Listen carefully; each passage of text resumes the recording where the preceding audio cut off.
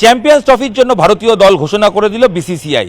কীরকম হলো ভারতীয় ক্রিকেট দল, কারা কারা চান্স পেলেন সেই দলে, কোনো চমক আছে কি? অবশ্যই সেই খবরগুলো নিয়েই আপনাদের সঙ্গে এই ভিডিওয়ে আমি ইরণ রায় বর্মন রয়েছি, এবং আমার সঙ্গে ভিডিও মানেই খেল দুনিয়ার যাবতীয় খবর আপনার প্রিয় মুঠোফোনে। ভারতের চ্যাম্পিয়ন্স ট্রফির দল ঘোষণা হয়ে গেছে, 15 সদস্যের দল। চমক আছে কি? প্রথমে এই প্রশ্নে যদি উত্তর খুঁজতে যাই, উত্তর হচ্ছে না, কোনো চমক নেই। প্রত্যাশা মতোই ভারতীয় দল হয়েছে, এবং ভারতীয় দলে কামব্যাক করেছেন মোহাম্মদ সামি। ইংল্যান্ডের বিরুদ্ধে টি-20 সিরিজে কামব্যাক করেছেন অবশ্যই তিনি, তার আগে তবে তার ছাড়াও আইসিসি পরিচালিত কোনো টুর্নামেন্টে কামব্যাক করলেন সামি, কারণ সামি ভারতের হয়ে শেষ আইসিসি ট্রফি খেলেছিলেন 2023 বিশ্বকাপ ফাইনাল। তারপর থেকে তার চোট, অপারেশন এবং ক্রিকেটের বাইরে থাকা, সেটা তো আমরা সবাই জানি। ইংল্যান্ডে যখন সিরিজ তিনি এখনও নামেননি, তার দল ঘোষণা হয়ে গেছে, তবে ইংল্যান্ড সিরিজের পাশাপাশি তখনই বোঝা যাচ্ছিল সামি কামব্যাক করবেন। প্রায় 1.5 বছর পর ভারতীয় ক্রিকেট দলে কামব্যাক করলেন ভারতীয় দলের অন্যতম সুপারস্টার, বাংলার ক্রিকেটার, ডানাতি পেসার মোহাম্মদ সামি।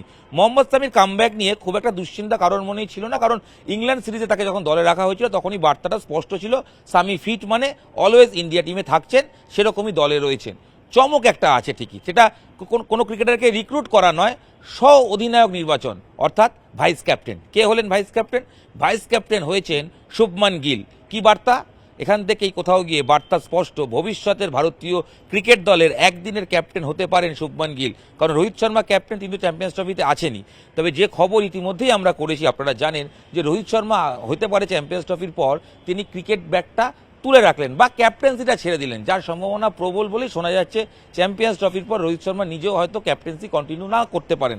সেই সময়ের কথা মাথায় রেখে বা ভবিষ্যতের কথা মাথায় রেখে চ্যাম্পিয়ন্স ট্রফির সহ অধিনায়ক করা হয়েছে শুভমান গিলকে। বার্তা খুব স্পষ্ট, ভবিষ্যতে তার মানে গিলকেই হয়তো ক্যাপ্টেন হিসেবে দেখা যেতে পারে। যদিও শ্রীলঙ্কা সিরিজে তখনও ক্যাপ্টেনের সঙ্গে অবশ্যই ভাইস ক্যাপ্টেন হিসেবে ছিলেন শুভমান গিল, তবে চ্যাম্পিয়ন্স ট্রফির ভাইস ক্যাপ্টেন হওয়া মানে বার্তা স্পষ্ট, ঋষভ পান্থ নন। কোথাও গিয়ে শুভমান গিল ভবিষ্যতে একদিনে সাদা বলে ক্রিকেটের ক্যাপ্টেন হওয়ার দৌড়ে তিনি এগিয়ে রয়েছেন। কোথাও গিয়ে এবারটাও স্পষ্ট, ওয়ানডে ছাড়াও টেস্টের ক্ষেত্রেও কি তাহলে তিনি ক্যাপ্টেন হওয়ার ক্ষেত্রে এগিয়ে রইলেন? সেরকম কোনো উত্তর না পাওয়া গেল, এরকম একটা জল্পনা অবশ্যই তৈরি হয়েছে যে ভবিষ্যতে ভারতীয় ক্রিকেট দলের নেতৃত্ব দিতে পারেন অবশ্যই টেস্ট এবং বিশেষ করে একদিনের ক্রিকেটে তার নাম শুভমান গিল। অন্তত শুভমান গিলকে চ্যাম্পিয়ন্স ট্রফি সহ অধিনায়ক করার ক্ষেত্র থেকেই বোঝা যাচ্ছে। সামি আর গিল ছাড়া মোটামুটি প্রেডিক্ট দলটা কি হয়েছে সেটাকে জানা দরকার, কারণ এতক্ষণ ধরে শুনছেন দলটা তো আপনার মাথায় আসছে যে আচ্ছা কোন কোন ক্রিকেটার চান্স পেলেন। আপনার তো পছন্দের তালিকা আছে, মিলিয়ে নিন তালিকা, নিশ্চিত থাকতে পারেন অলমোস্ট যে দল আমরা আগেই বলছিলাম বিভিন্ন সময় সেই দলটাই হয়েছে। অধিনায়ক রোহিত শর্মা, যশস্বী জয়সওয়াল ওডিআই ক্রিকেটে তার ডেবিউ হবে, যদিও ইংল্যান্ড সিরিজে তাকে খেলা হয়ে যাবে, তাকে চ্যাম্পিয়ন্স ট্রফিতে রাখা হয়েছে। শুভমান গিল ভাইস ক্যাপ্টেন, রোহিত শর্মা, শ্রেয়াস আয়ার, KL রাহুল উইকেট কিপার হিসেবে প্রথম চয়েস, ঋষভ পান্থ অবশ্যই দলে আছেন, তার সঙ্গে হার্দিক পান্ডিয়া, অক্ষর প্যাটেল, ওয়াশিংটন সুন্দর, জসপ্রীত বুমরা, হরদীপ সিং, মোহাম্মদ সামি, কুলদীপ যাদব। এই হচ্ছে সম্পূর্ণ স্কোয়াড, আর তার সঙ্গে 15 নম্বর সদস্য হচ্ছে রবীন্দ্র জাদেজা। আরও একবার দলটা বলে দিই, রোহিত শর্মা, যশস্বী জয়সওয়াল, শুভমান গিল, বিরাট কোহলি, শ্রেয়াস আয়ার, KL রাহুল, ঋষভ পান্থ, হার্দিক পান্ডিয়া, অক্ষর প্যাটেল, ওয়াশিংটন সুন্দর, জসপ্রীত বুমরা, হরদীপ সিং, মোহাম্মদ সামি, কুলদীপ যাদব, রবীন্দ্র জাদেজা।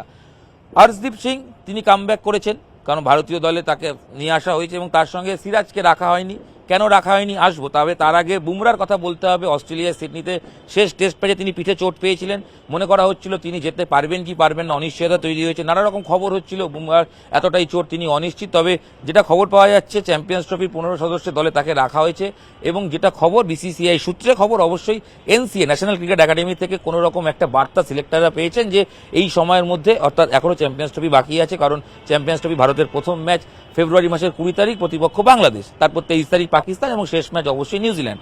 তবে তার আগে তিনি ফিট হয়ে যাবেন, এবং অজিত আগারকার চিফ সিলেক্টর তিনি বলছেন বুমরা হয়তো ইংল্যান্ডের বিরুদ্ধে 2টো ODI ম্যাচও খেলার সম্ভাবনা রয়েছে, তিনি খেলতে পারেন।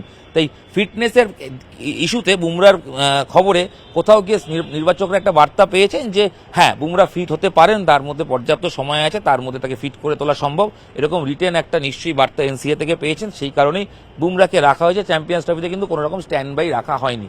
তো সেক্ষেত্রে বুমরাকে পাওয়া মানে টিম ইন্ডিয়ার জন্য একটা অবশ্যই আত্মবিশ্বাসের জায়গা, কারণ বোলিং ডিপার্টমেন্টের ক্যাপ্টেন অবশ্যই জসপ্রীত বুমরা, তিনি চ্যাম্পিয়ন্স ট্রফিতে অ্যাভেলেবেল। মোহাম্মদ সামি কামব্যাক, বুমরা, তার সঙ্গে হরদীপ সিং, মাত্র 3 জন পেসারকেই দলে রাখা হয়েছে।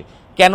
মাথায় প্রশ্ন আসতে পারে, তাহলে নিশ্চিত থাকতে পারেন দুবাইয়ের যে উইকেট সেই উইকেটে স্পিনিং ট্র্যাক হবে, অর্থাৎ বল স্লো টার্নার হবে, বল মুভ করবে এবং বল ঘুরবে, এবং সেই উইকেটে জোরে বোলার খুব বেশি হলে দুজন খেলবেন এবং সেই জন্যই একজন অতিরিক্ত রাখা হচ্ছে। সামি, বুমরা, হর্ষদীপ তিনজনের মধ্যে যে কোনো দুজন খেলবেন, আর হার্দিক পান্ডিয়া তিনি তো অলরাউন্ডার হিসেবে খেলবেন এবং তিনি থার্ড পেসারের কাজটা করে দেবেন। সেই কারণেই মাত্র 3 জন পেসার নিয়ে যাওয়া হচ্ছে দুবাইয়ে।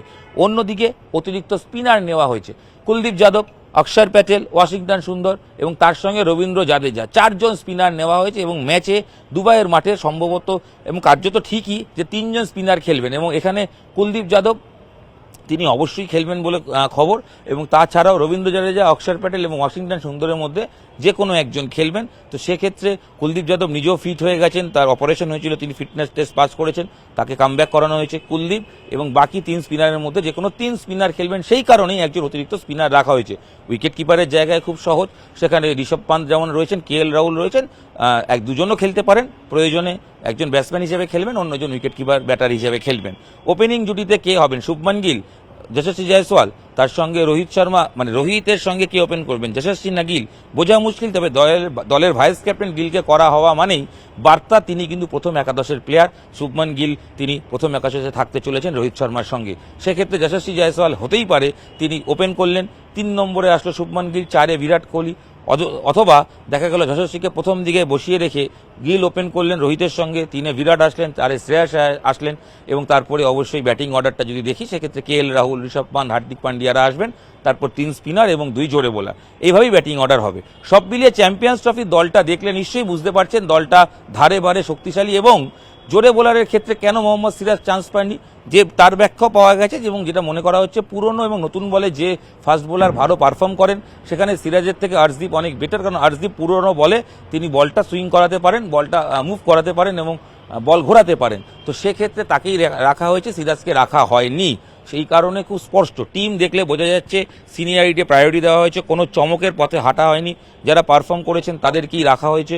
এবং পাশাপাশি নীতিশ রেড্ডির নাম উঠেছিল, তাকে নেওয়া হতে পারে, নীতিশ রেড্ডিকে কিন্তু রাখা হয়নি, কারণ তিনি এখনও ওডিআই খেলেননি।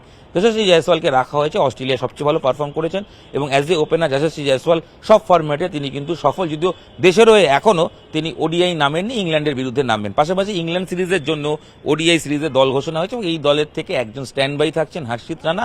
বুমরা হয়তো ইংল্যান্ড সিরিজে প্রথম ওডিআই যদি না খেলেন সেক্ষেত্রে হর্ষিত রানা স্কোয়াডে থাকবেন, এছাড়া বাকি দল সেম, কারণ ইংল্যান্ডের বিরুদ্ধে সব ম্যাচ খেলেই তারা ভারতীয় ক্রিকেট দল তারা চ্যাম্পিয়ন্স ট্রফির তার প্রস্তুতি করবে। অর্থাৎ বিরাট কোহলি, রোহিত শর্মারা চ্যাম্পিয়ন্স ট্রফির আগে ইংল্যান্ড সিরিজে কিন্তু তারা অ্যাভেলেবেল, তারা কিন্তু থাকতে পারছেন বা থাকতে চলেছেন।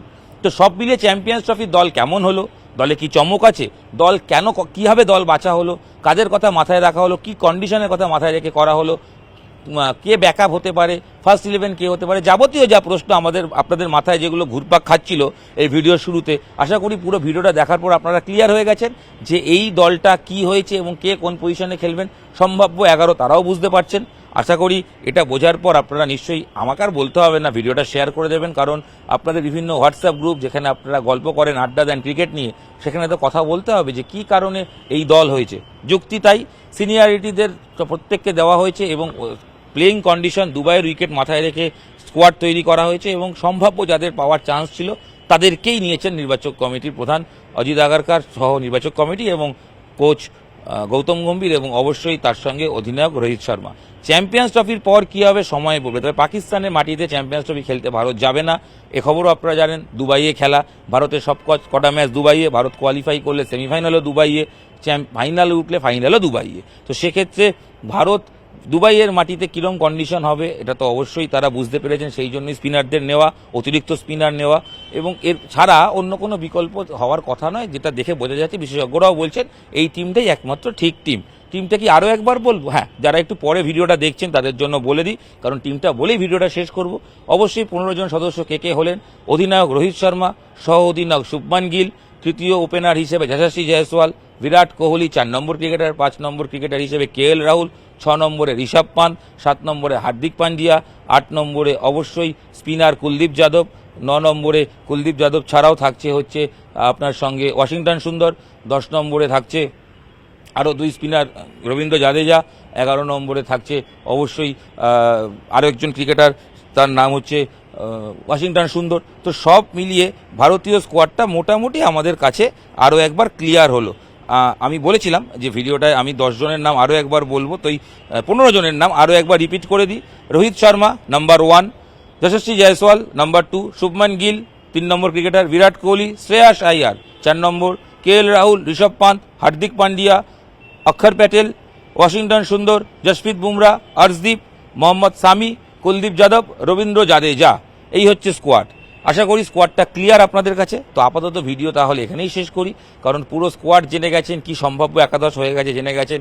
এবার একটাই কাজ আপনাদের বাকি, এই স্কোয়াডটা শোনা হয়ে গেল, ভিডিওটা দেখা হয়ে গেল, শেয়ার করে দিন, লাইক করে দিন, আর অনেক মানুষের কাছে পাঠিয়ে দিন, যাতে তারাও চ্যাম্পিয়ন্স ট্রফির খবর খুব সহজেই প্রিয় মুঠোফোনে পেতে পারে। আপাতত এখানেই শেষ করছি। আপনাদের সঙ্গে আরও একবার বলি, আমি ইরণ রায় বর্মন ছিলাম। এখানেই শেষ করছি। ধন্যবাদ। দেখতে থাকুন নিউজ 18 বাংলা ডিজিটাল।